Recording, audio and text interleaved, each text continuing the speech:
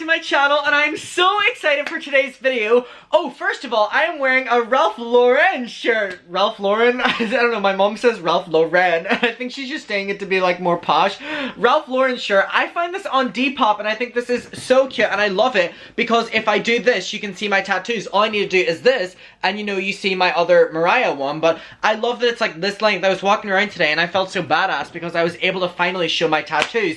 And one thing about me is no matter the weather conditions outside, I will always wear short sleeves just because it's where I feel like more comfortable. And that sounds really weird, but it's either short sleeves for like months on end or long sleeves for months on end. There's no in between with me. I'll never wear like short sleeves and long sleeves. It's like a mental state for me, and right now I'm in a short sleeve one. So even though it is still winter, I will be in this probably until summer, and then I'll just wear long sleeves all summer. I also want to remind you that my second channel is now up. It'll be linked below. There is a lot of fun videos on there, and if you want to check it out, of course.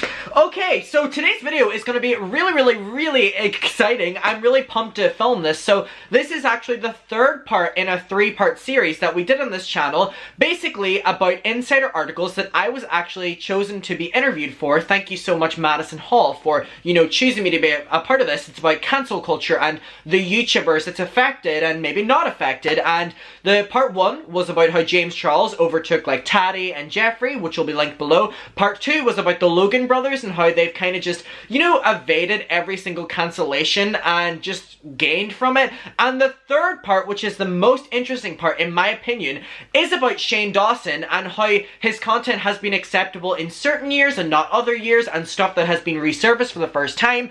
Why this year was a bit different, and why Shane is still silent, why Shane isn't silent, and it's just going to be really interesting. So this video may be a bit longer than usual. Hey, I don't know. I'm just excited to be here and talk to you and go through this article, and I hope you are too, and I just hope you're having a great day. Okay, let's get into it. So if you don't know what we do, we go through the article, I read certain parts of it, and I just like talk about it because there's a lot to talk about, especially in this. There's my quotes in it, and again, Madison Hall, thank you so much for including me. So it says, apologize, scrub, repeat. Data shows how YouTuber Shane Dawson comes back after cancellation. Now keep in mind, he's currently in the midst of a cancellation, so we're like, what's his next move? So here, obviously, we see a picture of Shane in that same damn robe we always see him in, and it says Shane Dawson has been cancelled multiple times in his long career as a YouTube star, which we see with a lot of these, like, you know, like Trisha Paytas and Shane Dawson, the ones that have been on this platform for quite some time. They have gone through a lot of different cancellations, and if you know, Shane Dawson actually went on the H3H3 podcast years ago, I think 2018, and he was like, every 2 years people will cancel me and hate me, and then for the next 2 years they love me. So I guess we'll see within the next 2 years if people love Shane again.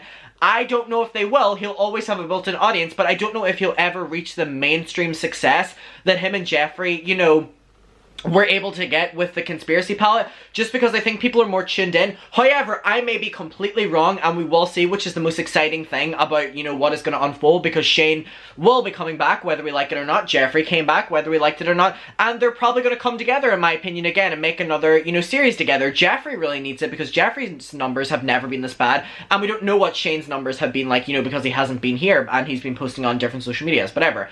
It says that, you know, he still maintains to have a core group of fans and 21.1 million subscribers, which, again, he's going to be fine coming back. He will, you know, make his money. He has enough subscribers there. And that's an understatement. Literally more than 20 million subscribers. I don't think you're understanding this. 21.1 million people are still okay with the stuff that they've seen from Shane Dawson. Now, again, what I say always is a majority of those people came from, you know, pre-Shane Dawson, whenever he was like the conspiracy guy, and whenever, you know, that we watched him as. It was the people that were watching this problematic content from Shane. They subscribed for that reason. So why would they years later be like, I'm not gonna, you know, support this anymore, because that's the content they subscribe for? Whereas me and you know, probably subscribed for the conspiracy stuff, which was like 2016 or, you know, 2015. So, I mean, it's very interesting. I think he'll always have a huge support on YouTube, just maybe not mainstream. We'll see. So it goes on to say that Dawson has seen plenty of controversy in his career stemming from, you know, incidents of blackface, saying the M-word, making jokes about just other stuff and pretending to do stuff, with that picture of Willow Smith. Again, most of that stuff we were seeing for the first time this summer, it was literally like not even resurfaced videos, but just stuff that was on his YouTube channels because he has multiple ones, and it's like this was stuff that he was, you know, monetizing and making money off of until summer of this year, which is a big issue as well because it shows that, you know, he stood by it still until he was called out this summer. So that's, again, something to note. Data from Social Blade reveals that Dawson's formula for coming back after a cancellation. He apologizes, deletes videos, and repeats the process. Which, again, we're seeing, especially before he did that taking accountability video, which didn't take any fucking accountability if you ask me, darling. He was deleting videos before that, then he posted that, then he deleted more videos, then he went away. You know what I mean? It is true what they're saying here, that there is a very, you know, set in stone pattern with Shane that we are seeing. And again, covering it on this channel, we're seeing that at the start of the month, you know, he posts something, then he sees how it does, then he, you know, goes away, and then start of the month, like these Instagram stories, and he's doing it even now to this day, that it's gonna be so normalized for people to be like, oh yeah, Shane was posting on his Instagram story, oh, Shane posted a YouTube video, oh, I was seeing him on my Instagram story, I'm gonna click on this video. It's more normalized, so that's also something to note. It's very strategic. While he stepped away from social media and video making in June 2020, keep in mind, by the way, this man only posted YouTube videos like twice a year, so recent appearances on his fiance's podcast, like, he's doing more now than he did, I don't know, it's, And new merchandise suggests that, you know, his plans to stage his next comeback are in the future. And again, I am going to put my hand up and say I thought he was going to do it over December and post like a wholesome Christmas video, but a lot of people are saying that they believe that his next video back is going to be his wedding with Ryland, which I think would be incredibly smart, because then you're hating on a wedding video and people can make, you're hating on a wedding video, like, you're heartless. So I think it would be very smart for him to do that as his first comeback video, right? It's harder to hate on a video like that and call that out, and it will be a big distraction. Kind of like whenever the cat controversy was happening and then mysteriously he got engaged the next day, you know, he engaged to Ryland.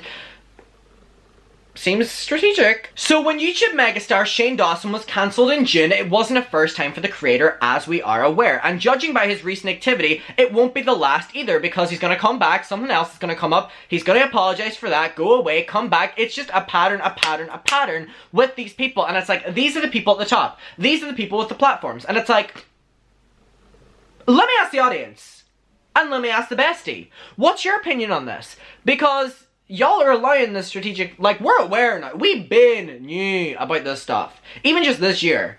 Like, are we gonna, okay, I'm not judging, but I'm judging. Dawson has been on the platform for over a decade and built one of YouTube's most successful brands with over 20 million followers, a makeup line.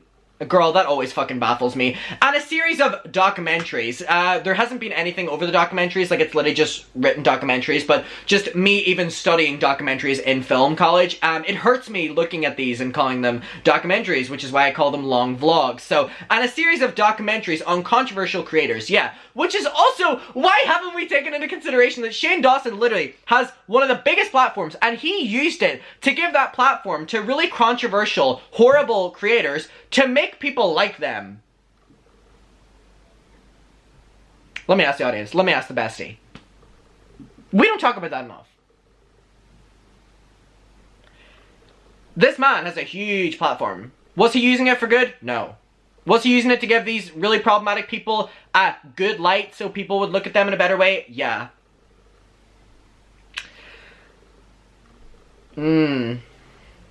So weird, right? But his online journey hasn't been without its fair share of controversies, which we're aware of. So the article goes on to say about how he was losing subscribers in June because of stuff coming up for the first time, and a lot of, you know, eyes were on Shane, especially because Jeffrey was kind of stepping back, so obviously more of it was going on Shane, and Shane was acting in a more reckless way. He was doing Instagram lives, he was doing tweets, Ryland was doing tweets, they were all getting involved very publicly after Taddy's video at least, and Shane was doing the tweets way before Taddy's video about the welcome to the circus, you know, dragging the beauty community and officially leaving it whenever he wasn't a part of it in the first place. He just milked it and tried to manipulate his fans into pretending, you know, that he was a fucking figurehead of the makeup world and he pretended to care so he could get money off of it. And you know what? He did it and he got it, and congratulations, you manipulated all of these fucking preteens, and congrats.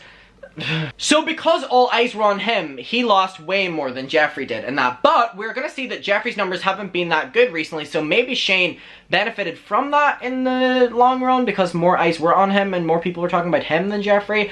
I don't know. It's gonna be interesting whenever he comes back, and I 100% believe it's gonna be quite soon.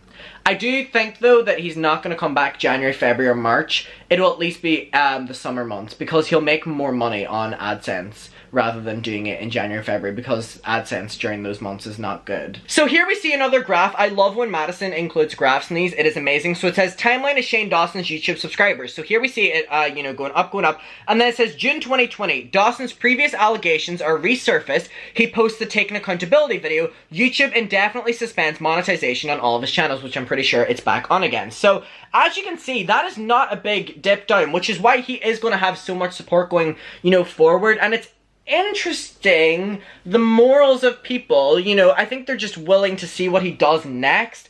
And it's a really interesting thing as well. A lot of people have said that whenever he uploads that first video back, people are probably going to unsubscribe because they're going to be remembered and reminded, you know, that they are subscribed to him. So that's also going to be interesting, and there'll probably be an updated graph then for Madison. But, I mean, that is not a small dip.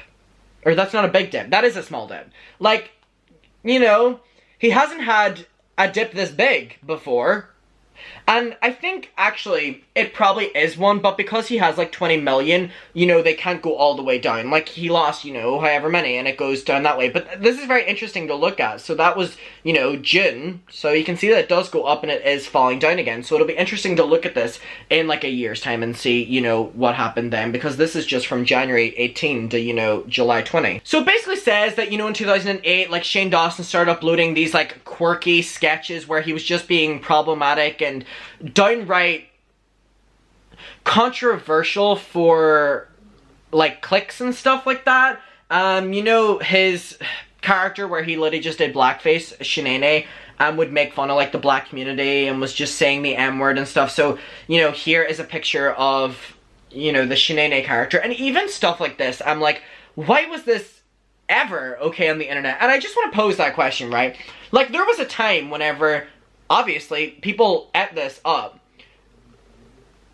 And it's so bizarre to me because looking at this now and even watching Shanae videos, they were never funny and never, like, entertaining. And even watching them whenever I was younger, I was aware that, you know, they were problematic. And, like, people say that now where they're like, I nearly dropped my fucking iPad. That's the Shane Dawson voodoo. That's the Shanae voodoo. You know, that we would watch these conspiracy videos and we would watch these Shanae videos and there was, like, a very clear divide in them because Shane was easy and able to manipulate you into thinking they were two different people. Whenever you realize that that's what his platform was built off of, Shanae.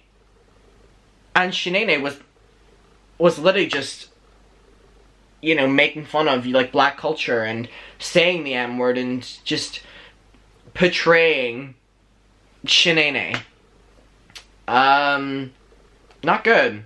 So it says, according to Adam McIntyre, bitch, that's me, a YouTuber whose channel focuses on drama on the platform and has over 130,000 subscribers. That's you, besties. You got mentioned too. Many of YouTube's biggest stars have built the foundations of their careers off of problematic content. I said this. Only for it to reappear in the future. And I think this is really interesting. And we're seeing this with all these fucking white creators at the top. They hit their peak, and then whenever they hit their peak, all their problematic racist stuff comes up. And it's like, are none of these creators, like, are none of their channels and communities a safe place for the black community? Because there's a pattern here. I don't know, I think it's really fucking disgusting. So here's a quote from me, yours truly, I'm gonna read it out. They all have a racist past that resurfaces when they hit their peak. McIntyre said of major white creators who have been cancelled over their old content. And at the end of the day, that's it. And why is it, like, normalized that whenever a white creator hits their peak, it's like, oh, here comes their racist past? Some of them, it's racist tweets. And some of them, it's downright what they built their platform off of. Both are horrible, but whenever you think about it, like, there was millions of people who were willing to, you know, run to that Shane Dawson content and support it and want more. I don't know. I think it's So, it goes on to say again, you know, the cancel culture is just a relatively new phenomenon on trying to hold people accountable for their problematic behavior, which we've discussed at large on this channel. So it says, for creators, when old offensive or racist, you know, stuff resurfaces, they typically go to great lengths to scrub their content from existence. Which, in Shane Dawson's case, I'm going to go a little bit off script with this, Shane's never done that. Shane has kept it up for years. The stuff was on his channel in June 2020. Which leads you to believe that he agreed with this content still, that he was okay with this content. He was definitely okay making money off of it. And it's like, he apologized for it like the day after he deleted the stuff. So why was it kept up for so long? You know, if he is so against the content now. That's just what I'm trying to do. So the day after Dawson posted his taking accountability video, he removed numerous old videos that a combined total of all that being removed from his channel was 1.2 billion views. The day after the video apologizing and saying that he doesn't stand by it. But it was still on his channel, and keep in mind, it got major views after the taking accountability video. So he was making money off of content he was saying he didn't stand by, but it was still on his channel. You could go and watch it. But the day after, no it wasn't, because it was, you know, erased then. Just think about the ad money that was made off of that. Dawson made the video after he faced online criticism from Jaden Smith and his mother, Jada Smith, for a resurfaced video of him pretending to do stuff to a poster of Willow Smith when she was a minor. I've made videos talking in length about how much I think that's disgusting, and I think I don't really have to explain why I think that's disgusting and why that was just... I can't imagine what the family felt of that, but they, you know, they made their voices heard, which I'm glad, and people were listening. And Shane Dawson then did that video and didn't acknowledge them in the slightest in that video, and still hasn't publicly. Has not publicly apologized or acknowledged that. But yet in this video, he's like, taking accountability, you know, I'm gonna be the bigger person and do this. Bitch. No. But this is not the first time that Dawson apologized and scrubbed off controversial videos from the web. Data from Social Blade graphed by insiders shows how Dawson successfully employed his playbook in the past. And again, another great graph from Madison. So it says, recent timeline is Shane Dawson's YouTube view count. So here we see, January 2018, Dawson deletes old videos amounting to over 300 million views. Why is this a pattern, and why are y'all still supporting this? This is very clearly a pattern of behavior now. In a couple of years from now, he's probably going to delete videos he's uploaded from fucking last year that are problematic. You know what I mean? So in January 2018, he deletes over 300 million views worth. So here we go up. On July 20, he does the exact same thing. Dawson deletes videos amounting to over billions of views, and he did it again. So here we're seeing that he's actively removing his content after being called out for it, rather than acknowledging it, which I think is definitely very interesting. So just take a look at that. That is billions of views that he is deleting of content because he was getting called out for it, after he was making millions of dollars on it. Realistically, millions of dollars. Like, each video probably hundreds of thousands of dollars by like AdSense, because it was like a couple 100,000 views here and there and like millions of views. That's like a couple $100,000. So amounting, you know, a lot of that, over $1 billion of that, that's millions of dollars on ad revenue alone, from like my understanding of ad revenue.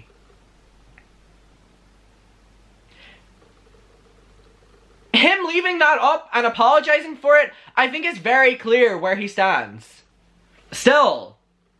In January 2018, Dawson published a video called Regarding the Rumors About Me Today, where he attempted to dispel rumors that he was, what people were claiming he was at that time, which stemmed from a 2013 podcast episode in which he was being very inappropriate, talking about minors. You know what I'm on about, and it's being resurfaced and over again. So he posted that video, and he deleted a bunch of content back then as well. So basically a transcript from what he said in that video, and then it says that a bunch of videos were coming out against him in 2018, basically saying that he was, you know, this word, and he was making more videos saying that he wasn't, and that he was deleting more content while this was going on. While Dawson felt that his podcast mistakes were enough to warrant an apology video of its own, it appears that his core weren't concerned, you know, his audience, because why would they? Because they love this problematic, offensive content. In the year following Dawson's video, he gained over, you know, 8 million more additional subscribers, which that was back in 2018, and 2019 was even a bigger year, so it just shows that these, you know, people here on YouTube don't really care. They just, you know, which is why he'll always succeed on here. So, you know, still Dawson deleted old videos around this time, 300 million deleted views. In March 2019, Dawson got backlash for the cat drama. I don't want to talk about that, but basically that he was admitting to being inappropriate with his cat. And he had to come forward with a video against that and tweets about that. The tweets that are now fucking memed. Deleted more content then. So now we're in present day. Shane was exposed and cancelled, whatever that fucking means, in June of 2020, and he's slowly been creeping his way back. I would say a little bit faster than slowly. Sorry, Monty's being very cute right now. So cute. So, Dawson hasn't uploaded a video in the past 5 months, but then again, that's normal for Shane Dawson. Like, he takes breaks between things, and has remained away from most social media. I disagree. He's been posting on his Instagram story a lot. So far, he's lost about 9% of his base. Now, there are signs that once again, he's working on rebuilding what he lost with a comeback. In late September, Dawson quietly launched a new line of hoodies. Remember the spiraling hoodies? Like him saying that he was like mentally spiraling. We made a video on that. There was that people were, you know, really weird that he was promoting merch to like the email line and like fan clubs and stuff, but wasn't doing it publicly. Here it's basically saying how uncomfortable that made people that he was doing this and making money off of his fans rather than doing that. Then he also notably made appearances on his fiance, you know, Rylan Adams' podcast and YouTube channel, where, you know, they've obviously maintained their support for Dawson. Now, Dawson has begun to, you know, post more frequently on his social medias. And then it quotes Kat from Insider, I love you Kat, and it basically says about how Shane doing this content on like his Instagram where his fans are already watching him, you know, on Rylan where, you know, his fans are going over and seeing him. It's like getting him views and getting him attention from his core audience that love him and will still support him without crossing over into mainstream like the Smith family that are calling him out, you know, people who are still angry. It's like a safe medium of him posting content. So once he posts that first YouTube video, it'll definitely be interesting. It'll be interesting. And then it goes on to basically say that Shane Dawson could just be too big to fail on this platform. Like, he has so much, you know, going for him in terms of subscribers and views and people just wanting to watch him for nostalgia that he'll probably never go away, which again is like on the audience rather than the creator. And that's an interesting conversation as well, that it says, it goes on, another quote from me, "There is a huge built-in audience, which is why I don't believe these people will ever be cancelled," McIntyre said about YouTube's largest and most controversial stars, Dawson included. And it also goes on to say that Shane Dawson having such a large platform has been good, and I had this conversation with Madison over FaceTime, or we were actually on Zoom, not FaceTime, it didn't really matter for context, but I was just giving it to you, where I was saying that because Shane has such a big fan base and they're all so toxic, in my opinion, Shane was able to sit back and basically let them fight his battle without getting involved as well, you know, the way they were like viciously attacking people. So, I mean, that's, you know, one of his positives during this time, that he's actually been able to sit back and let his fans do the, you know, attacking and dragging of people calling him out for him, which, you know, he definitely built up. So it goes on to say that while Dawson's following has, you know, decreased in recent months and his reputation has clearly taken a blow, he continues to have an army of supporters, you know, waiting for his return. So it also shows this, and it's Shane's tweet from June 21. "I deleted everything. I'm done. For those who wanted me to address it, I did. I'm sure you can find it reposted somewhere, but I don't want this energy in my life or on my timeline. I'm too sensitive for this shit." So this was him trying to say that he's sensitive and stuff, even though we know that he's very manipulative and toxic behind the scenes. So Kyla responded, "Honey, I miss you so much. I could use some laughter more than ever because you always did that for me." I love that Madison found this tweet with 2 fucking likes. Oh god. And then it goes on to say that Kat also contributed to this article, and Kat, I love you too. So guys, it's a very interesting conversation that, you know, he's being cancelled and, you know, his numbers have been affected, he's deleted videos, he's, you know, scrubbed up his image, and he's probably going to do it again. And I want to know what you think he's going to do next, and, you know, let's talk about it below. And it's very interesting, and I enjoyed doing this 3-part series where we were talking about so many people and the effects of, you know, being cancelled. Logan Paul, Jake Paul, Jeffrey, James, you know, Tana, fucking Shane. It's interesting, and thank you so much for watching, and thank you Madison for a great article. It will be linked below, and Kat for helping out on it, and thank you for choosing to interview me. I hope you guys enjoyed this video. I had so much fun filming it. I love you. Bye bestie. Bye bestie. See you in my next one. Bye.